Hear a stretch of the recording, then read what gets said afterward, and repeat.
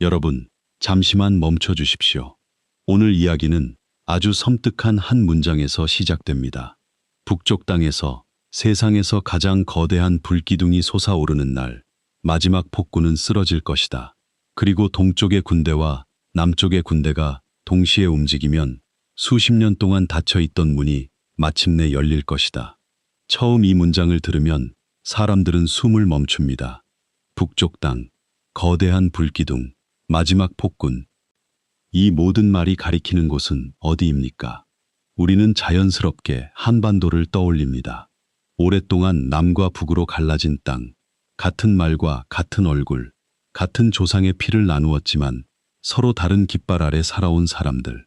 한쪽은 자유와 번영을 말했고 다른 한쪽은 통제와 두려움 속에서 살아왔습니다. 한쪽은 세계의 무대 위로 올라갔고 다른 한쪽은 닫힌 문 안에서 오래 숨죽였습니다. 그녀의 이름은 라디아 이바노비치. 루마니아 사람들은 그녀를 미래를 본 성녀 혹은 기도의 스승이라 불렀다고 합니다. 어떤 사람은 그녀를 진짜 예언자라고 믿었고 어떤 사람은 불안한 시대가 만들어낸 전설이라고 말했습니다. 하지만 이상하게도 그리고 어느 날 북쪽 땅에서 거대한 불기둥이 솟아오른다. 이 이야기가 사실인지 후대의 해석이 덧붙은 것인지는 아무도 단정할 수 없습니다. 우리는 예언을 들을 때 반드시 조심해야 합니다. 예언은 때로 사람의 두려움을 먹고 자라며 모호한 말은 시간이 지난 뒤 얼마든지 끼워 맞추어질 수 있기 때문입니다. 그러나 수행자의 눈으로 볼 때 예언에서 중요한 것은 날짜를 맞히는 것이 아닙니다. 왜 한 민족은 갈라졌는가? 왜 권력은 대대로 이어지며 백성을 묶어두는가? 왜 닫힌 문은 언젠가 열릴 수밖에 없는가? 그리고 문이 열린 뒤 우리는 정말 하나가 될 준비가 되어 있는가? 오늘의 이야기는 단순한 전쟁 예언이 아닙니다. 통일을 둘러싼 공포의 이야기도 아닙니다. 오늘의 이야기는 한반도에 쌓인 공동업, 분단과 계급의 그림자. 업은 벌이 아닙니다. 업은 원인과 결과입니다. 오늘 심은 말이 내일의 관계가 되고 오늘의 탐욕이 내일의 고통이 되며 오늘 외면한 상처가 언젠가 더 큰 재앙으로 돌아옵니다. 한 사람에게만 업이 있는 것이 아닙니다. 가정에도 업이 있고 사회에도 업이 있으며 나라에도 업이 있습니다. 한반도의 분단도 단순히 선 하나가 그어진 일이 아닙니다. 그리고 공동업은 반드시 언젠가 드러납니다. 라디아 이바노비치의 기록에 따르면 그녀는 어린 시절부터 평범하지 않았다고 전해집니다. 루마니아 동부의 작은 마을에서 태어난 그녀는 다른 아이들이 들판에서 뛰어놀 때 혼자 교회 뒤편에 앉아 오랫동안 기도했다고 합니다. 가족들은 그녀가 허공을 바라보며 누군가와 대화하는 모습을 여러 번 보았다고 했습니다. 10살이 되던 해 그녀는 수도 공동체로 보내졌습니다. 그러나 그곳에서도 그녀는 이상한 아이였습니다. 지나치게 오래 금식했고 밤마다 잠을 자지 않은 채 기도했으며 다른 수녀들이 숨기고 있던 마음의 비밀을 아무렇지 않게 말하곤 했다고 합니다. 결국 그녀는 오래 머물지 못하고 수도원을 떠났습니다. 겉으로는 정신이 불안정하다는 이유였지만 그녀가 보는 것을 우리가 두려워했기 때문이다. 그 후 그녀는 루마니아의 작은 마을들을 떠돌며 살았습니다. 그리고 18살이 되던 해 인생을 완전히 바꾸는 사건을 만났다고 합니다. 어느 늦은 오후 그녀는 마을 교회 뒤편 정원을 걷고 있었습니다. 오래된 나무 아래에 흰 머리카락을 길게 늘어뜨린 노파가 앉아 있었습니다. 노파는 낡은 회색 망토를 입고 있었지만 그리고 그녀가 어린 시절부터 꾸어온 꿈, 수도원에서 쫓겨난 이유, 마음속 깊이 감추어둔 두려움까지 알고 있었습니다. 놀란 이바노비치가 정체를 묻자 노파는 대답하지 않았습니다. 대신 품속에서 초록색 가죽으로 덮인 두꺼운 책 한 권을 꺼냈습니다. 책의 표지에는 별과 태양, 뱀이 서로 얽힌 듯한 문양이 새겨져 있었다고 합니다. 노파는 책을 건네며 단 한마디만 남겼습니다. 이 책은 네가 보아야 할 것을 보여줄 것이다. 하지만 네가 본 것을 모두 말해서는 안 된다. 이바노비치가 다시 고개를 들었을 때 노파는 이미 사라지고 없었습니다. 그날 이후 그녀는 작은 방에 틀어박혀 책을 읽기 시작했습니다. 이해할 수 없는 문자였지만 이상하게도 내용을 직감적으로 알아들을 수 있었다고 합니다. 촛불이 모두 꺼졌는데도 방 안은 대낮처럼 밝아졌고 그녀 앞에는 빛으로 이루어진 12개의 형상이 나타났습니다. 그중 한 존재가 자신을 미카엘이라고 밝혔다고 전해집니다. 미카엘이 그녀의 이마에 손을 얹는 순간 아직 오지 않은 미래의 장면들이 폭풍처럼 펼쳐졌습니다. 유럽의 도시들이 불길에 휩싸였습니다. 거대한 도시가 땅의 진동과 함께 무너졌습니다. 한반도에서는 같은 얼굴을 한 사람들이 서로에게 총을 겨누었습니다. 울창한 밀림에서는 불타는 마을과 끝없이 이어지는 군대가 보였습니다. 훗날 사람들은 이 장면들을 제1차 세계대전, 제2차 세계대전, 원자폭탄, 대지진, 한국전쟁, 베트남 전쟁과 연결해 해석했습니다. 물론 이런 해석이 모두 확정된 진실이라고 말할 수는 없습니다. 미카엘은 그녀에게 이렇게 말했다고 전해집니다. 유럽은 2번 불바다가 될 것이다. 그러나 인간에게 가장 큰 고난은 전쟁이 끝난 뒤 찾아온다. 인간이 신의 자리를 대신할 수 있다고 믿는 순간 보이지 않는 재앙이 모든 문을 두드릴 것이다. 이 말은 오늘 우리에게도 깊이 울립니다. 인간이 신의 자리를 대신하려 한다는 것은 무엇입니까? 그것은 인간이 모든 것을 통제할 수 있다고 믿는 마음입니다. 자연도, 생명도, 기술도, 돈도, 사람의 마음도 모두 내 손안에 넣을 수 있다고 착각하는 마음입니다. 불교에서는 이것을 무명이라고 말합니다. 무명은 단순히 지식이 없는 상태가 아닙니다. 무명은 원인과 결과를 보지 못하는 마음입니다. 내가 지은 탐욕이 어떤 고통으로 돌아오는지 모르고 내가 퍼뜨린 거짓말이 어떤 사회를 만드는지 모르며 내가 쌓은 미움이 언젠가 자식 세대에게 분단도 무명에서 깊어집니다. 계급도 무명에서 굳어집니다. 그리고 인간이 인간을 사람으로 보지 않을 때 가장 어두운 시대가 열립니다. 라디아 이바노비치의 기록 중 가장 두꺼운 부분은 3갈래로 나뉘어 있었다고 전해집니다. 첫 번째는 2020년 이후 인류에게 닥칠 암흑시대였습니다. 두 번째는 2040년 이전 거대한 인구 감소에 관한 내용이었습니다. 한 핏줄이 2땅으로 나뉠 것이다. 북쪽은 큰 대륙에 닿아 있으나 남쪽은 육지에 있으면서도 섬처럼 살 것이다. 이 문장은 한반도의 분단을 떠올리게 합니다. 한국은 지리적으로는 대륙과 이어져 있지만 북쪽의 문이 닫히면서 사실상 섬처럼 살아왔습니다. 바다와 하늘로만 세계와 연결되었고 육지의 길은 오래 막혀 있었습니다. 사람들은 굶주리지만 거대한 동상은 계속 세워질 것이다. 백성들은 울어도 소리를 내지 못하고 왕의 이름은 아버지에서 아들로 이어진다. 이 문장이 실제 역사와 어떻게 연결되는지는 각자의 해석이 있을 수 있습니다. 그러나 이 문장이 가리키는 상징은 분명합니다. 권력이 사람을 섬기지 않고 사람이 권력을 섬기게 되는 시대, 백성의 배고픔보다 지도자의 신격화가 앞서는 시대. 이것은 북쪽만의 이야기가 아닙니다. 인간 사회 어디에서든 나타날 수 있는 권력의 병입니다. 한 사람에게 권력이 집중되고 그 권력이 검증받지 않고 사람들의 고통이 말해지지 못할 때 사회는 점점 어두워집니다. 겉으로는 질서가 있는 것처럼 보이지만 속으로는 굶주림과 공포가 쌓입니다. 그리고 공포 위에 세운 질서는 영원히 지속될 수 없습니다. 첫째, 사람들은 더 이상 왕이 만든 두려움을 믿지 않게 된다. 둘째, 왕자를 지키던 사람들이 조용히 등을 돌린다. 셋째, 북쪽 땅에서 세상에 보이게 될 거대한 불기둥이 솟아오른다. 첫 번째 징조는 마음의 변화입니다. 두려움은 오래 사람을 묶을 수 있습니다. 그러나 영원히 사람을 묶지는 못합니다. 먼저 마음속에서 묻습니다. 정말 이것이 전부인가? 정말 우리는 이렇게 살아야만 하는가? 저 바깥에는 다른 삶이 있는 것 아닌가? 이 질문이 시작되면 권력의 벽은 이미 흔들리기 시작합니다. 두 번째 징조는 내부의 배신입니다. 권력은 바깥의 적보다 안쪽의 균열로 무너질 때가 많습니다. 가장 가까이 있던 사람이 침묵하고 믿었던 사람이 등을 돌리고 지켜주던 사람입니다. 가정도 그렇고 회사도 그렇고 나라도 그렇습니다. 믿음이 무너진 조직은 오래 버티지 못합니다. 세 번째 징조는 불기둥입니다.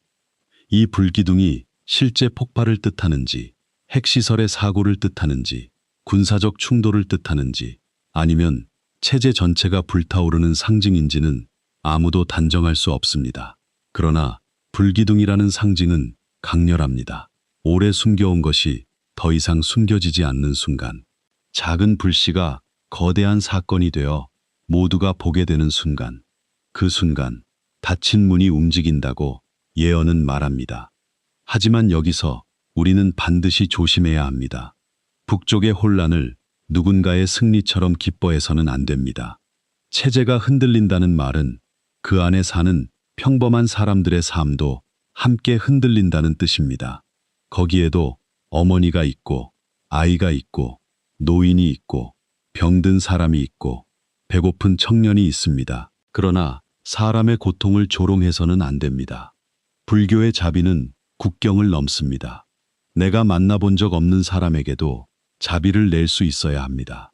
나와 다른 체제에서 자란 사람, 나를 적으로 배웠을지도 모르는 사람, 그러나 결국 같은 두려움과 배고픔과 눈물을 가진 사람에게도 자비를 낼 수 있어야 합니다.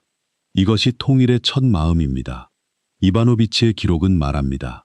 둘로 잘린 몸이 다시 하나의 형태를 찾는 것이다. 이 말은 매우 중요합니다. 통일은 승리의 축제가 아닙니다. 통일은 복수의 완성이 아닙니다. 통일은 둘로 잘린 몸이 다시 피를 통하게 하는 일입니다. 오래 막힌 혈관이 갑자기 열리면 통증이 옵니다. 얼어붙은 손이 따뜻한 물을 만나면 처음에는 아픕니다. 마찬가지로 분단의 문이 열린다고 해서 곧바로 평화가 오는 것은 아닙니다. 굶주린 사람들이 이동할 수 있습니다. 강대국들이 자기 이익을 위해 손을 뻗을 수 있습니다. 오래된 권력자들은 도망치거나 이름을 바꾸려 할 수 있습니다. 과거의 죄를 둘러싼 심판이 시작될 수 있습니다. 남쪽 사람들은 부담을 두려워하고 북쪽 사람들은 차별을 두려워할 수 있습니다. 그러므로 통일은 감정만으로 준비할 수 없습니다. 자비와 지혜가 함께 있어야 합니다. 지혜만 있고 자비가 없으면 사람을 숫자와 비용으로만 보게 됩니다. 진짜 통일의 마음은 자비와 지혜가 함께 가야 합니다. 이바노비치는 하나가 된 한반도가 세계의 중심으로 떠오를 수 있다고 보았다고 전해집니다. 남쪽의 기술과 자본, 북쪽의 자원과 넓은 땅, 그리고 한반도의 전략적 위치가 결합하면서 새로운 길이 열린다는 것입니다. 더 깊게 보면 닫힌 땅이 열린다는 것은 막혀있던 업이 풀리는 상징입니다. 분단으로 인해 막혔던 길, 가족, 철도, 시장, 문화, 마음의 통로가 다시 움직일 수 있다는 뜻입니다. 그러나 이 예언에서 가장 수수께끼 같은 대목은 이것입니다. 그들은 하나가 된 땅에서 오래전에 잊힌 지혜를 발견할 것이다. 그것은 기계의 영혼을 주는 지혜가 아니라 인공지능과 로봇, 자동화와 감시기술, 거대한 데이터와 디지털 화폐의 시대가 다가오고 있습니다. 기술은 빠르게 발전하지만 인간의 마음은 오히려 더 외로워지고 있습니다. 사람들은 연결되어 있지만 서로를 믿지 못하고, 정보는 많지만 지혜는 부족하며, 편리함은 커졌지만 삶의 의미는 약해지고 있습니다. 단순히 더 강한 군대, 더 큰 경제, 더 빠른 기술을 가진 나라가 되는 것이 아니라 기술과 인간성, 과학과 자비, 효율과 생명을 조화시키는 길을 보여주는 나라. 분단과 전쟁, 가난과 독재, 산업화와 민주화, 고통과 회복을 모두 겪은 민족이기 때문에 세계가 잃어버린 균형을 다시 말할 수 있다는 것입니다. 하지만 여러분, 여기서 이야기는 다른 방향으로 깊어집니다. 오히려 그 문이 열리는 순간 남쪽 사회 안에 이미 쌓여있던 또 다른 문이 드러날 수 있습니다. 그 문은 바로 계급의 문입니다. 양반과 노비만 남는다. 가운데는 모두 사라진다. 이 문장은 어느 낡은 예언서의 첫 장에 적혀 있었다고 전해집니다. 경주 남산의 한 고찰에서 발견되었다는 계급 회기록. 널리 알려진 예언서는 아니지만 그 안에는 현대 사회를 떠올리게 하는 위로는 구름을 밟고 아래로는 땅을 기는 자들만 남으리라. 그 사이에 있던 모든 것들은 한 줌의 재가 되어 바람에 날린다. 이 말은 처음 들으면 지나치게 극단적으로 들립니다. 그러나 오늘 우리가 살고 있는 현실을 떠올리면 마음이 불편해집니다. 부자는 더 부자가 되고 가난한 사람은 더 가난해집니다. 집 한 채를 가진 사람과 가지지 못한 사람의 차이는 점점 벌어집니다. 예전에는 중산층이라는 말이 있었습니다. 열심히 일하면 집을 마련하고 아이를 교육시키고 노후를 준비할 수 있다는 믿음이 있었습니다. 그러나 지금 많은 사람들은 그 믿음이 흔들리고 있다고 느낍니다. 월급은 오르지 않는데 집값은 멀리 달아나고 교육비는 늘어나는데 아이의 미래는 더 불안하며 병원비와 대출 이자와 생활비가 한 가정의 숨통을 조입니다. 정말 노력하면 올라갈 수 있는가? 아니면 이미 태어날 때부터 길이 정해져 있는가? 계급 회기록은 새로운 양반이 세 종류라고 말합니다. 첫째는 돈의 양반, 둘째는 권력의 양반, 셋째는 지식의 양반. 돈의 양반은 거대한 자산과 자본을 가진 사람들입니다. 그들은 돈으로 시간을 사고 사람을 사고 기회를 삽니다. 법과 제도, 정책과 허가, 결정의 문턱을 쥔 사람들입니다. 그들이 어떤 선을 긋느냐에 따라 수많은 사람의 삶이 달라집니다. 지식의 양반은 미래를 읽고 기술을 다루는 사람들입니다. 인공지능, 데이터, 금융, 바이오, 플랫폼, 자동화, 새로운 시대의 언어를 아는 사람은 더 많은 기회를 잡고 그 언어를 모르는 사람은 점점 뒤로 밀립니다. 그리고 새로운 노비도 세 종류라고 말합니다. 몸이 멈추면 수입도 멈추고 아프면 삶 전체가 흔들립니다. 둘째는 마음의 노비, 남의 눈치를 보며 비위를 맞추느라 자기 영혼이 말라가는 사람들입니다. 직장, 가족, 사회 속에서 늘 참고 웃으며 살아가지만 정작 자기 마음은 어디에도 쉬지 못합니다. 셋째는 시간의 노비, 밤낮 없이 남을 위해 살며 자기 시간은 한순간도 갖지 못하는 사람들입니다. 일은 계속하지만 삶은 없습니다. 아침 일찍 나가 밤늦게 돌아오지만 통장은 늘 비어있는 사람, 휴대폰은 계속 울리지만 마음을 털어놓을 사람은 없는 사람, 일하지 않으면 바로 무너질까봐 아파도 쉬지 못하는 사람, 아이를 위해 산다고 말하지만 아이와 제대로 대화할 시간조차 없는 사람. 이것이 현대의 노비가 아니라고 자신 있게 말할 수 있습니까? 불교의 눈으로 보면 계급의 문제는 단순히 돈의 문제가 아닙니다. 이미 충분히 가진 사람도 더 가지려 하고 더 높은 곳에 오른 사람도 더 안전한 성을 쌓으려 합니다. 무명은 서로가 연결되어 있다는 사실을 잊는 마음입니다. 내가 가진 부가 수많은 사람의 노동과 사회의 인연 속에서 생겼다는 사실을 잊고 오직 나의 능력만으로 얻었다고 착각하는 마음입니다. 그 착각이 커지면 사람은 아래를 보지 않습니다.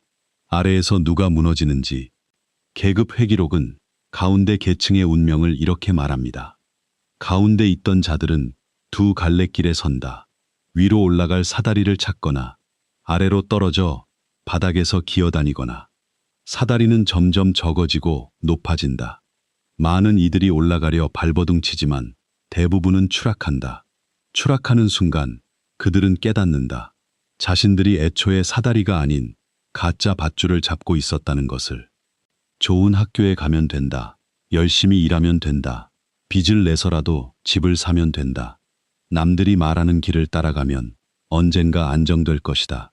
그러나 어느 순간 깨닫습니다. 그 밧줄은 자신을 올려주는 밧줄이 아니라 더 큰 빚과 비교와 불안으로 묶는 줄이었을지도 모른다는 것을. 이때 사람은 두 가지 길로 갑니다. 하나는 분노입니다. 세상이 잘못됐다. 나는 피해자다. 저 사람들 때문에. 그러나 나도 내 마음과 선택을 돌아보아야 한다. 나 혼자만 올라가는 길이 아니라 함께 살 길을 찾아야 한다. 분노는 쉽습니다. 그러나 분노만으로는 길이 열리지 않습니다. 깨어남은 어렵습니다. 그러나 깨어남만이 새로운 길을 만듭니다. 정감록, 송화비결, 여러 도참의 기록들이 공통으로 말한다고 전해지는 것은 결국 하나입니다. 말세에는 사람의 마음이 둘로 갈라진다. 위를 보는 자는 오직 더 높은 곳만 바라봅니다. 더 큰 집, 더 많은 돈, 더 높은 지위, 더 안전한 울타리. 아래를 보는 자는 땅만 봅니다. 하루하루 생존만 보고 더 큰 꿈을 꾸지 못합니다. 가운데를 보는 자, 즉 사람과 사람 사이의 길을 보려는 자가 사라지면 사회는 둘로 찢어집니다. 그때는 부자도 편하지 않습니다. 성을 높이 쌓아도. 그러므로 진짜 문제는 누가 양반이고 누가 노비인가가 아닙니다. 진짜 문제는 우리 사회가 사람을 다시 계급으로 보고 있다는 점입니다. 돈이 많으면 더 가치 있는 사람처럼 대하고, 집이 없으면 덜 성공한 사람처럼 여기고, 학벌이 낮으면 가능성까지 낮게 보고, 일의 종류에 따라 사람의 존엄을 다르게 대하는 것. 이것이 새로운 신분제의 시작입니다. 사람의 존엄은 직업과 집값과 학벌로 결정되지 않습니다. 모든 존재는 고통을 느끼고 행복을 바라며 존중받기를 원합니다. 이것을 잊는 순간 아무리 발전한 사회도 야만으로 돌아갑니다. 타노스님이 인구 감소와 중산층의 붕괴를 경고했다는 이야기들도 전해집니다. 그 예언이 실제로 어떤 말이었는지, 후대에 어떻게 해석되었는지는 조심스럽게 보아야 합니다.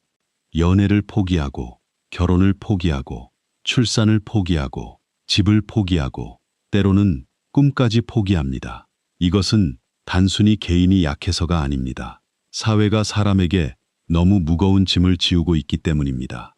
사람이 살기 어려우면 아이가 태어나지 않습니다. 청년이 미래를 믿지 못하면 사회는 늙어갑니다. 중산층이 무너지면 민주주의의 허리도 약해집니다. 가난한 사람이 희망을 잃고 부자가 두려움만 키우면 나라는 병듭니다. 아닙니다. 예언은 운명이 아닙니다. 예언은 경고입니다. 경고는 아직 바꿀 수 있다는 뜻입니다. 라디아 이바노비치가 마지막까지 반복했다는 말이 있습니다. 신은 인간에게 절벽을 보여주지만 등을 밀지는 않는다. 미래는 경고이지 명령이 아니다. 참 깊은 말입니다. 절벽을 본다는 것은 두려운 일입니다. 길을 바꿀 수 있습니다. 서로를 붙잡을 수 있습니다. 혼자 달려가다 떨어지지 않도록 경고할 수 있습니다. 계급사회의 예언도 마찬가지입니다. 양반과 노비만 남는 사회가 온다고 해서 우리가 손 놓고 그 미래를 받아들여야 하는 것은 아닙니다. 오히려 그 예언은 우리에게 묻습니다. 너희는 정말 그런 사회를 원하느냐? 돈이 사람의 가치를 정하는 세상을 원하느냐? 기술이 사람을 돕는 것이 아니라 중산층이 무너지고 서로가 서로를 불신하는 사회를 그대로 두겠느냐? 이 질문 앞에서 우리는 선택해야 합니다. 첫째, 현실을 똑바로 보아야 합니다. 불평등을 개인의 게으름으로만 돌려서는 안 됩니다. 물론 개인의 노력도 중요합니다. 그러나 구조가 너무 기울어지면 아무리 노력해도 올라가기 어렵습니다. 반대로 모든 책임을 사회 탓으로만 돌려도 안 됩니다. 아이들이 태어난 집에 따라 미래가 완전히 결정된다면 그 사회는 병든 사회입니다. 교육은 계급을 굳히는 도구가 아니라 사람의 가능성을 여는 길이어야 합니다. 돈 많은 집 아이만 좋은 교육을 받고 가난한 집 아이는 처음부터 꿈을 줄여야 한다면 그 사회는 이미 새로운 신분제로 들어간 것입니다. 셋째, 기술을 소수의 성벽으로 만들지 말아야 합니다. 기술 자체가 나쁜 것은 아닙니다. 문제는 기술의 열매가 누구에게 가느냐입니다. 기술이 사람을 살리는 방향으로 쓰이면 공덕이 됩니다. 그러나 기술이 사람을 감시하고 밀어내고 소수의 독점을 강화한다면 그것은 무거운 업이 됩니다. 넷째, 공동체를 회복해야 합니다. 혼자만 살아남겠다는 마음으로는 계급사회를 막을 수 없습니다. 이웃이 무너져도 나는 괜찮다고 생각하면 뿌리가 썩으면 꽃도 오래가지 못합니다. 다섯째, 마음의 계급을 버려야 합니다. 돈이 적은 사람을 무시하지 마십시오. 몸으로 일하는 사람을 낮게 보지 마십시오. 배움이 짧은 사람을 깔보지 마십시오. 실패한 사람을 게으른 사람으로 단정하지 마십시오. 오늘 내가 무시한 사람이 내일 나를 살릴 수도 있습니다. 오늘 내가 깔본 노동이 사실은 내 삶을 지탱하고 있을 수도 있습니다. 불교에서는 모든 존재가 서로 의지에 생긴다고 말합니다. 이것이 연기입니다. 연기를 아는 사람은 교만할 수 없습니다. 내가 가진 모든 것이 나 혼자 만든 것이 아님을 알기 때문입니다. 내 밥상은 농부와 배달 노동자와 시장 상인과 수많은 손길이 있어야 차려집니다. 내 집은 건설 노동자와 설계자와 청소하는 사람과 관리하는 사람의 손이 있어야 유지됩니다. 내 회사에 성과도 보이지 않는 수많은 사람의 노동 위에 세워집니다. 이것을 기억하면 사람은 겸손해집니다. 통일의 예언과 계급사회의 예언은 사실 하나로 이어져 있습니다. 북쪽의 문이 열린다고 해도 남쪽 안에 새로운 신분제가 굳어져 있다면 우리는 진짜 하나가 될 수 없습니다. 남쪽 사람들이 북쪽 사람들을 부담으로만 보고 북쪽 사람들이 남쪽 사람들을 차가운 지배자로 느낀다면 통일은 또 다른 상처가 됩니다. 우리는 서로 다른 사람을 받아들일 준비가 되어 있습니까? 가난한 사람을 같은 인간으로 존중할 준비가 되어 있습니까? 오래 다른 체제에서 살아온 사람의 두려움을 들을 준비가 되어 있습니까? 내가 가진 것을 조금 나누고 더 큰 미래를 함께 만들 준비가 되어 있습니까? 이 준비가 없다면 닫힌 문이 열려도 마음의 문은 닫힌 채일 것입니다. 이바노비치의 예언이 말한 통일 한국의 위대함은 단순히 경제 규모나 군사력에서 오지 않습니다. 진짜 위대함은 고통을 겪은 민족이 다른 고통을 이해할 때 나옵니다. 분단을 겪은 민족이 화해의 길을 보여줄 때 나옵니다. 계급의 위험을 본 사회가 사람의 존엄을 다시 세울 때 나옵니다. 그때 한국은 정말 세계에 할 말이 생깁니다. 우리는 갈라져 보았다. 우리는 가난해 보았다. 우리는 서로를 미워해 보았다. 그러나 우리는 다시 길을 찾으려 한다. 그렇다면 개인은 무엇을 해야 합니까? 너무 큰 이야기처럼 들릴 수 있습니다. 북쪽의 불기둥, 통일, 계급사회, 인공지능, 세계의 재편, 이런 말들은 너무 거대해서 내 삶과 멀게 느껴질 수 있습니다. 그러나 모든 큰 변화는 작은 마음에서 시작됩니다. 오늘 내가 누군가를 어떻게 대하는가? 오늘 내가 어떤 말을 선택하는가? 오늘 내가 약한 사람을 보고 어떤 마음을 내는가? 이 작은 선택들이 모여 사회의 업이 됩니다. 가정에서도 계급이 생길 수 있습니다. 돈 버는 사람이 왕처럼 군림하고 집안일 하는 사람이 노비처럼 대우받는다면 그 집은 이미 병들었습니다. 직장에서도 계급이 생깁니다. 직급이 낮다고 사람의 존엄까지 낮게 대하면 그 조직은 오래가지 못합니다. 사회에서도 계급이 생깁니다. 돈 없는 사람을 실패자로 낙인 찍으면 우리 마음속의 양반과 노비를 보라는 말입니다. 나는 누구를 무시하고 있는가? 나는 누구 앞에서 비굴해지는가? 나는 돈 있는 사람에게만 친절하고 약한 사람에게는 차갑지 않은가? 나는 내 안의 두려움 때문에 다른 사람을 아래로 내려다보고 있지 않은가? 이 질문이 수행입니다. 어느 어머니를 떠올려 보십시오. 그는 평생 자식들을 위해 살았습니다. 큰아들은 취업을 못했고 딸은 결혼을 포기했습니다. 집값은 너무 멀고 월세와 생활비는 계속 올랐습니다. 어느 날 어머니는 뉴스를 보다가 눈물을 흘렸습니다. 부자들의 아파트 가격이 또 올랐다는 소식이었습니다. 그녀는 화가 나기도 하고 서럽기도 했습니다. 그러나 그날 밤 그녀는 자식들에게 독한 말을 하지 않기로 마음먹었습니다. 천천히 다시 길을 찾아보자. 그 한마디가 세상을 바꾸지는 못합니다. 그러나 그 집의 공기는 바꿀 수 있습니다. 그리고 집의 공기가 바뀌면 그 안에 사는 사람의 마음이 조금씩 살아납니다. 어느 청년을 떠올려 보십시오. 그는 사회가 불공평하다고 느낍니다. 맞습니다. 많은 부분이 불공평합니다. 그러나 그는 분노만으로 살지 않기로 합니다. 그는 부자가 되는 것보다 먼저 무너지지 않는 사람이 되기로 합니다. 그 선택이 그의 운명을 바꿀 수 있습니다. 어느 부자를 떠올려 보십시오. 그는 많은 것을 가졌습니다. 그러나 어느 날 깨닫습니다. 더 가진다고 마음이 편해지는 것이 아니라는 것을. 그는 자신이 가진 것의 일부를 다음 세대를 위해 쓰기로 합니다. 교육, 지역, 돌봄, 일자리, 문화. 그는 나눔이 손해가 아니라 자신을 살리는 길이라는 것을 배웁니다. 불교에서 보시는 단순한 기부가 아닙니다. 보시는 내 마음의 움켜짐을 푸는 수행입니다. 움켜진 손에는 새로운 인연이 들어오지 않습니다. 조금이라도 펴야 합니다. 그러므로 계급 사회를 막는 첫 실천은 거창하지 않습니다. 사람을 사람으로 대하는 것, 내가 가진 것을 당연하게 여기지 않는 것, 약한 사람의 고통을 조롱하지 않는 것. 이것이 시작입니다. 예언서들은 경고합니다. 그러나 경고는 절망이 아닙니다. 경고는 자비입니다.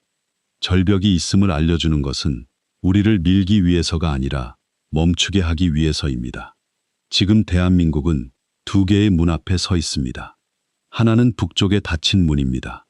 다른 하나는 사회 안의 계급의 문입니다.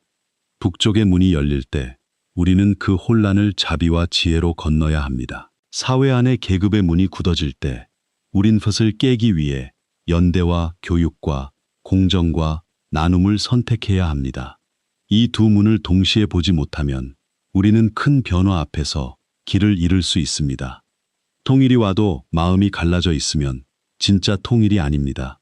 경제가 커져도 사람이 짓밟히면 진짜 번영이 아닙니다. 기술이 발전해도 인간의 영혼이 말라가면 진짜 문명이 아닙니다. 기술보다 마음이 먼저입니다. 힘보다 자비가 먼저입니다. 돈보다 사람의 존엄이 먼저입니다. 마지막으로 오늘 이 이야기를 듣는 여러분께 묻고 싶습니다. 여러분은 어떤 미래를 선택하시겠습니까?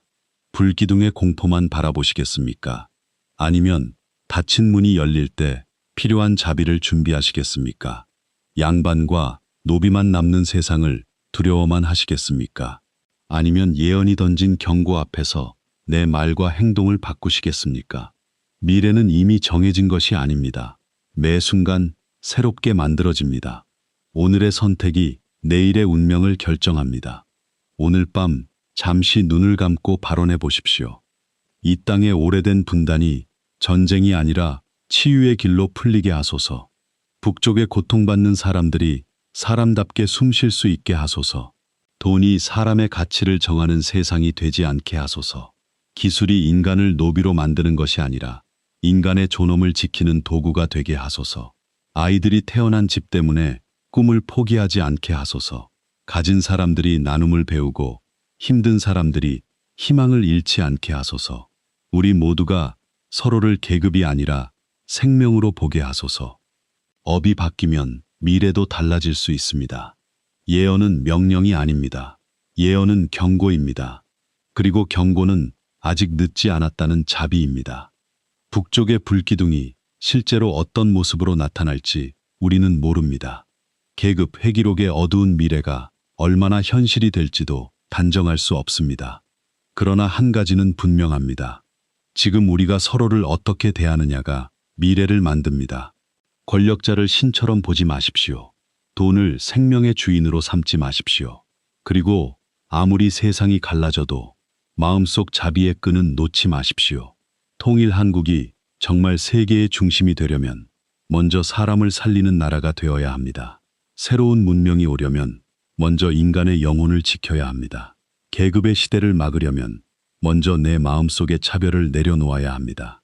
오늘 내가 약한 사람을 바라보는 눈빛, 오늘 내가 자식에게 심어주는 희망, 그 작은 것들이 모여 한 나라의 운명이 됩니다. 그러니 부디 두려움 속에서도 마음의 등불을 꺼뜨리지 마십시오. 분노 속에서도 자비를 잃지 마십시오. 혼란 속에서도 지혜를 놓지 마십시오.